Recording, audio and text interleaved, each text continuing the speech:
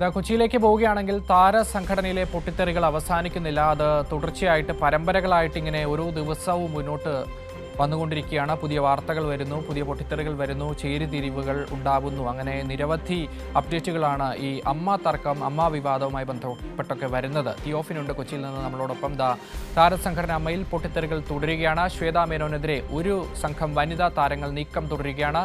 ഇതിനിടെ അമ്മ executive committee അംഗമായ ആശ അരവിന്ദ് ഇന്നലെ രാജിവെച്ചു. അതേസമയം തന്നെ പോലീസിനെതിരെ നടി അൻസിബ ഹസൻ വീണ്ടും കോടതിയെ സമീപിച്ചിട്ടുണ്ട്. തിയോഫിൻ നമ്മളോട് വിവരങ്ങളൊക്കെ വിശദമായി തന്നെ പറഞ്ഞു തരും. Theophin, good morning. അമ്മയിലെ തർക്കങ്ങൾ, പൊട്ടിത്തെറികൾ അവസാനിക്കുന്നില്ല. ഇതാ ഇപ്പോൾ ശ്വേതയ്ക്കെതിരെ ഒരു വിഭാഗം വനിതാ പ്രവർത്തകർ, അമ്മയിലെ അംഗങ്ങൾ തന്നെ രംഗത്തെത്തുന്ന കാഴ്ചയാണ്. എന്താണ് അമ്മയിൽ സംഭവിച്ചുകൊണ്ടിരിക്കുന്നത്?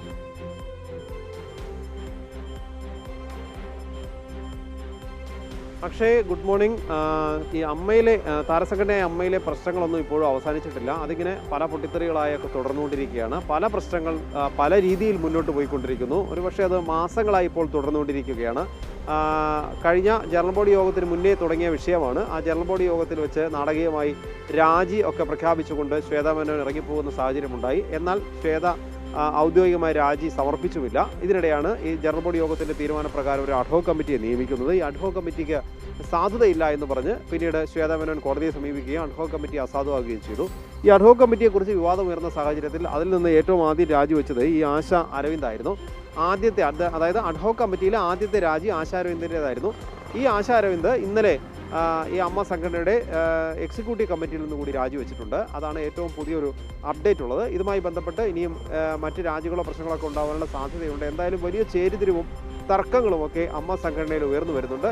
ഈ ശ്വേതാ മേനോൻ്റെ നേതൃത്വത്തിലുള്ള ആളുകൾ ഭരണസമിതിയെ ഒഴിവാക്കണമെന്നൊരു വലിയ ആലോചന നടക്കുന്നതായി, തനിക്കെതിരെ വലിയ നീക്കങ്ങൾ നടക്കുന്നതായി ശ്വേതാ മേനോൻ ആരോപിച്ചിരുന്നു. പക്ഷേ അതിനിടയിലാണ് ശ്വേതാ മേനോൻ രാജി പ്രഖ്യാപിച്ച് ഇറങ്ങിപ്പോവുകയും എന്നാൽ പിന്നീട് ഔദ്യോഗികമായി രാജി നൽകാതിരിക്കുകയും ചെയ്തത്. അപ്പോൾ നിയമപരമായി ശ്വേതാ മേനോൻ രാജി, രേഖാമൂലമുള്ള രാജി ഇമെയിൽ മുഖേനയോ അല്ലെങ്കിൽ കത്ത് മുഖേനയോ നൽകാത്തത് കൊണ്ട് തന്നെ അത്തരത്തിലൊരു രാജി വെച്ചിട്ടില്ല. അപ്പോൾ നിലവിൽ ശ്വേതാ മേനോൻ സംഘടനയുടെ പ്രസിഡന്റായി തുടരുന്നു. എന്നാൽ താൻ പോരാട്ടം തുടരുമെന്നും ഈ ഹേമ കമ്മിറ്റി റിപ്പോർട്ടുമായി ബന്ധപ്പെട്ട് ആരോപണ വിധേയരായ ആളുകൾ അവരിൽ പലരുമാണ് തനിക്കെതിരെ നീക്കം നടക്കുന്നത്. താൻ ഉന്നയിച്ച പല വിഷയങ്ങളോ പ്രധാനപ്പെട്ട വിഷയങ്ങളൊന്നും ചർച്ചയാവാതെയും അതിൽ നിലപാടുകൾ എടുക്കാതെയുമാണ് മുന്നോട്ട് പോകുന്നത്. തന്നെ ഒറ്റപ്പെടുത്താനും പുറത്താക്കാനുമുള്ള ശ്രമം നടന്നുകൊണ്ടിരിക്കുന്നു. തന്നെ ഒറ്റതിരിഞ്ഞ് ആക്രമിക്കുകയാണെന്ന് ആരോപണമൊക്കെ ശ്വേതാ മേനോൻ ഉന്നയിക്കുകയും ചെയ്തിരുന്നു. പരസ്യമായി ഒരു വാർത്താ സമ്മേളനം നടത്തി ശ്വേതാ മേനോൻ പ്രതികരിക്കുമെന്ന് വിചാരിച്ചിരുന്നു. പക്ഷേ അങ്ങനെ ഉണ്ടായില്ല. അതിനിടയിൽ ഒന്ന് രണ്ട് തവണ സമൂഹ മാധ്യമങ്ങളിലൂടെ പ്രതികരിക്കുകയാണ് ഉണ്ടായത്. ഏറ്റവും ഒടുവിൽ വന്ന ശ്വേതാ മേനോൻ്റെ പ്രതികരണം അനുസരിച്ചാണെങ്കിൽ ഈ ആരോപണ വിധേയരെ സംഘടനയുടെ തലപ്പത്ത്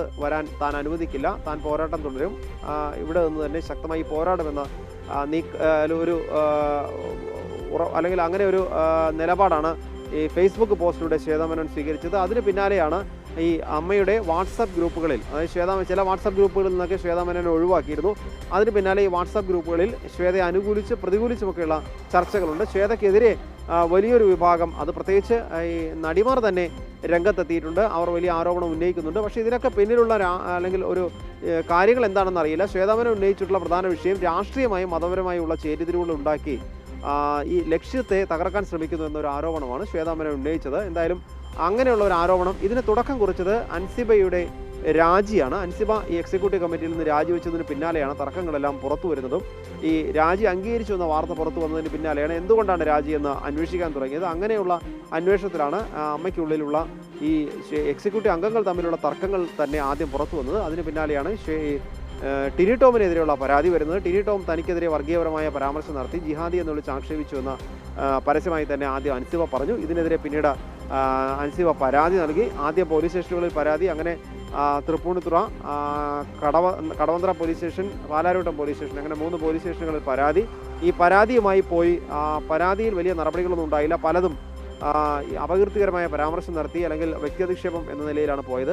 ചിലതിൽ കാര്യങ്ങളൊക്കെ അന്വേഷിച്ച് പോലീസ് ആദ്യം കേസെടുത്തിരുന്നില്ല. പിന്നീട് ഇതുമായി ബന്ധപ്പെട്ട് ഓരോ തവണ പരാതി നൽകുമ്പോഴും ആ പരാതിക്കെതിരെ കേസുമായി ഈ അൻസിബ പിന്നീട് കോടതിയെ സമീപിക്കുകയായിരുന്നു. അങ്ങനെ കോടതിയെ സമീപിച്ച് കോടതിയിൽ നിന്ന് ഉള്ള ഉത്തരവിൻ്റെ അടിസ്ഥാനത്തിലാണ് തൃപ്പൂണിത്തുറ പോലീസും പിന്നീട് കടവന്ത്ര പോലീസും ഒക്കെ കേസെടുത്തത്. അതിൽ ടിനി ടോമിൻ്റെ മൊഴിയൊക്കെ കഴിഞ്ഞ ദിവസം രേഖപ്പെടുത്തുകയും ചെയ്തിരുന്നു. ഇതിന് പിന്നാലെയാണ് ഏറ്റവും ഒടുവിൽ ഇപ്പോൾ പോലീസിനെതിരായി തന്നെ കോടതിയെ സമീപിച്ചിട്ടുള്ളത്. കഴിഞ്ഞ ദിവസം കോടതിയെ സമീപിച്ചു. അത് ഈ വരുന്ന മാസം ആഗസ്റ്റ് 5 പരിഗണിക്കാനായി കോടതി അത് മാറ്റിയിട്ടുണ്ട്.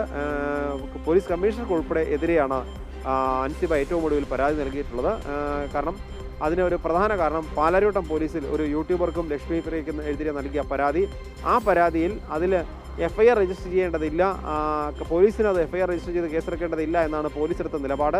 അപകീർത്തികരമായ പരാമർശം നടത്തിയതിന് അപകീർത്തി കേസാണ്. അപ്പോൾ അപകീർത്തി കേസുമായി പോകേണ്ടത് അത് കോടതിയിലാണ്. അതിൽ പോലീസിന് FIR രജിസ്റ്റർ ചെയ്ത് അന്വേഷണം നടത്താൻ കാര്യങ്ങൾ ബാക്കിയില്ല എന്ന് ചൂണ്ടിക്കാണിച്ചുകൊണ്ടാണ് പോലീസ് ഇവർക്ക് മറുപടി നൽകിയത്. അതിൻ്റെ അടിസ്ഥാനത്തിലാണ് ഇപ്പോൾ പോലീസിനെതിരെ വീണ്ടും പോലീസ് ഉദ്യോഗസ്ഥർക്കും കമ്മീഷണർക്കും ഉൾപ്പെടെ എതിരെയായി കോടതിയെ സമീപിച്ചിരിക്കുന്നത്. അങ്ങനെ പല നാടകീയ രംഗങ്ങൾ മുന്നോട്ട് പോകുന്നു. ഇതിനിടയിലാണ് ഇപ്പോൾ ഏറ്റവും ഒടുവിലുണ്ടായ സംഭവം. ഇന്നലെ വൈകിട്ട് ആശാ രവീന്ദ്രൻ്റെ രാജി ഉണ്ടായിരിക്കുന്നു. ഇനിയും എത്രയോ മറ്റ് രാജികളോ പ്രതികരണങ്ങളോ ഒക്കെ ഉണ്ടാകുമെന്ന് നമ്മൾ പ്രതീക്ഷിക്കുന്നുണ്ട്. എന്തായാലും അമ്മയിലെ വിഷയങ്ങളും പ്രശ്നങ്ങളൊന്നും അവസാനിച്ചിട്ടില്ല. അഡ്ഹോക് കമ്മിറ്റി ഒരു 3 മാസത്തിനുള്ളിൽ കാര്യങ്ങളൊക്കെ തീരുമാനിച്ച് വളരെ വേഗം തന്നെ തെരഞ്ഞെടുപ്പ് നടത്താനുള്ള ഒരുക്കം ആരംഭിച്ചതാണ്. പക്ഷേ അഡ്ഹോക് കമ്മിറ്റി ഈ ശ്വേതാ മേനോൻ കോടതിയിൽ പോയി കോടതി ഉത്തരവ് നേടിയതിനെ തുടർന്ന് അഡ്ഹോക് കമ്മിറ്റി അസാധുവാവുകയായിരുന്നു. അങ്ങനെ അഡ്ഹോക് കമ്മിറ്റിയുടെ പ്രവർത്തനം അവസാനിച്ചു. ഒരു ഭരണസമിതി എന്നാൽ ഭൂരിഭാഗം എക്സിക്യൂട്ടീവ് കമ്മിറ്റി അംഗങ്ങളും രാജിവെച്ച് പോയ സാഹചര്യത്തിൽ ഒരു ഭരണസമിതി നിലവിലില്ല. ശ്വേതാ മേനോൻ പ്രസിഡന്റായി തുടരുന്നുണ്ട്. ശ്വേതാ മേനോൻ പറയുന്നത് സംഘടന നടത്തേണ്ട കാര്യങ്ങളൊക്കെ, അതായത് ഈ കൈനീട്ടം നൽകുക, ഈ മുതിർന്ന താരങ്ങൾക്ക് ഇപ്പോൾ ചികിത്സ പോലെയുള്ള ആവശ്യങ്ങളൊക്കെ ഉള്ള താരങ്ങൾക്ക് സാമ്പത്തിക സഹായം വേണ്ടവർക്ക് സാമ്പത്തിക സഹായം നൽകേണ്ട കാര്യങ്ങൾ ഉൾപ്പെടെയുള്ള എല്ലാ കാര്യങ്ങളും നടന്നുകൊണ്ടിരിക്കുന്നുവെന്ന് ശ്വേതാ മേനോൻ പറയുന്നുണ്ട്. പക്ഷേ ഒരു ഭരണസമിതി, കാര്യമായ ഒരു ഭരണസമിതി, ശക്തമായ ഭരണസമിതി ഇല്ലാത്തൊരു സാഹചര്യമാണ് നിലവിൽ മുന്നോട്ട് പോയിക്കൊണ്ടിരിക്കുന്നത്. പക്ഷേ ചുരുക്കി പറഞ്ഞാൽ ഈ ഔദ്യോഗികമായി രാജി സമർപ്പിക്കാത്തതിനാൽ ശ്വേത പ്രസിഡന്റായി തുടരുകയുമാണ്. അതോടൊപ്പം തന്നെ അമ്മയുടെ പ്രവർത്തനങ്ങൾ, അതായത് ഓഫീസിലെത്തുന്നുമില്ല, ദൈനംദിന പ്രവർത്തനങ്ങളൊക്കെയും താളം തെറ്റുന്ന നിലയിലാണല്ലേ?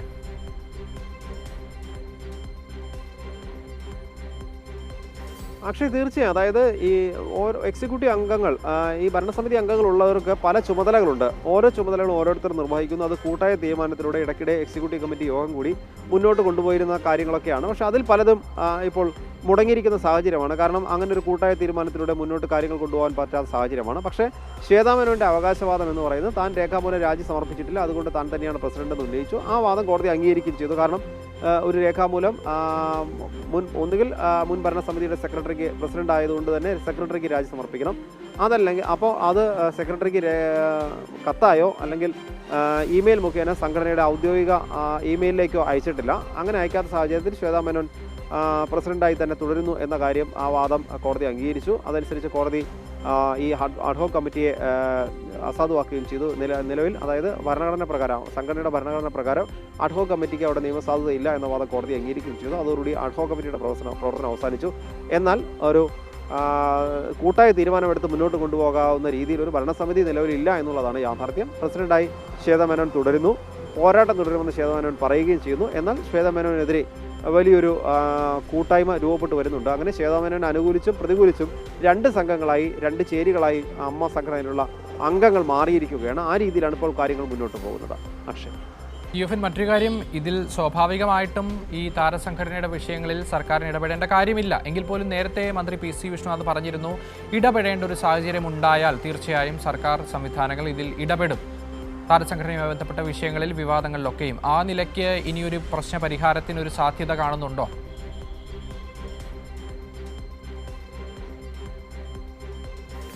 അക്ഷയ്, ഇതിനകത്ത് പ്രശ്നങ്ങൾക്ക് പരിഹാരം കാണാൻ ഒരു ശക്തമായ ഇടപെടലോ നിർദ്ദേശങ്ങളോ നൽകാൻ സാധ്യത കുറവാണ്. കാരണം ഒരു ചാരിറ്റബിൾ ആക്ട് പ്രകാരം രൂപീകരിച്ച സംഘടനയാണിത്. അവർ തന്നെ അത് പറയുന്നുണ്ട്. അങ്ങനെ വരുമ്പോൾ ആ സംഘടനയുടെ പ്രവർത്തനങ്ങളുമായി അത് മുന്നോട്ട് പോവുക, മറ്റെന്തെങ്കിലും നിയമവശങ്ങളോ മറ്റോ ഉണ്ടെങ്കിലൊക്കെ അത് അത്തരം കാര്യങ്ങളുമായി മുന്നോട്ട് പോകാനേ സാധിക്കുള്ളൂ. അപ്പോൾ സംഘടനയിൽ സമവായം ഉണ്ടാക്കണം, നിങ്ങൾ പ്രശ്നങ്ങൾ പുറത്തേക്ക് കൊണ്ടുവരാതെ നോക്കണം എന്ന് ഒരു സമവായ രീതിയിൽ അല്ലെങ്കിൽ അവരോട് സൗഹൃദപൂർവ്വം സംസാരിക്കാൻ മാത്രമാണ് സാധിക്കുക എന്നാണ് എനിക്ക് മനസ്സിലാവുന്നത്.